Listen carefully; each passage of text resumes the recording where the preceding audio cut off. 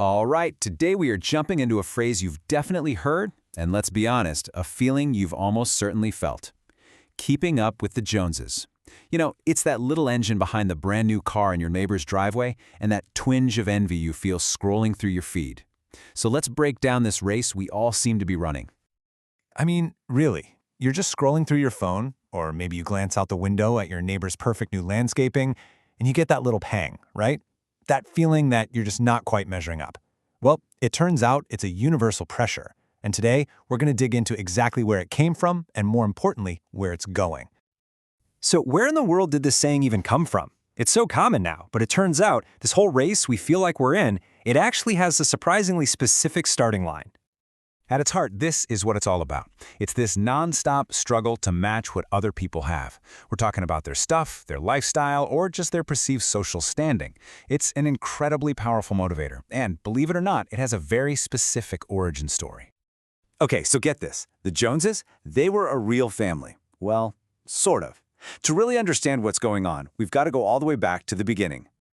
So picture this. It's 1913, and a cartoonist named Arthur Pop Moment starts a new comic strip.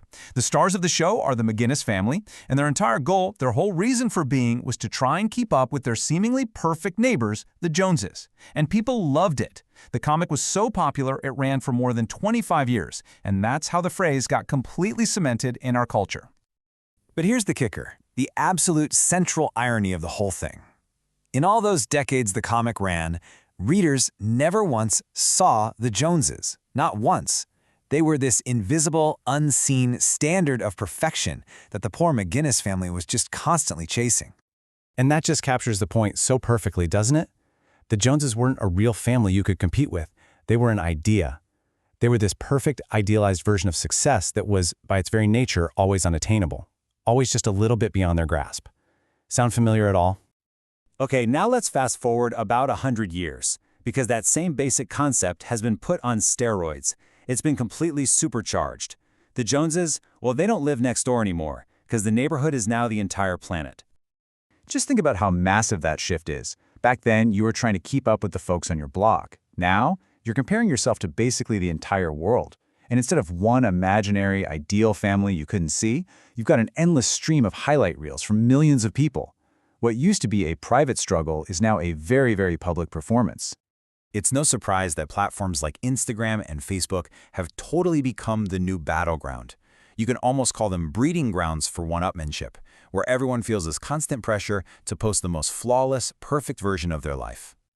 And what are we all seeing? I mean, it's not the boring day-to-day grind, is it? Oh no! It's the absolute peak moments, the biggest and best purchases. It's the gorgeous houses, the high-end cars, the incredible exotic vacations, and the fancy designer clothes. The modern-day Joneses are not only visible, they are everywhere. But this constant global race has a very real dark side. This isn't just some harmless game. There's a serious, heavy cost to all of this endless comparison. And these costs are so real. For a lot of us, it starts with financial strain, right? We're spending money we might not even have just to keep up appearances.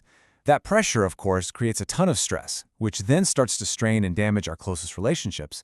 And ultimately, this whole cycle just takes a massive toll on our mental health. And this is the trap.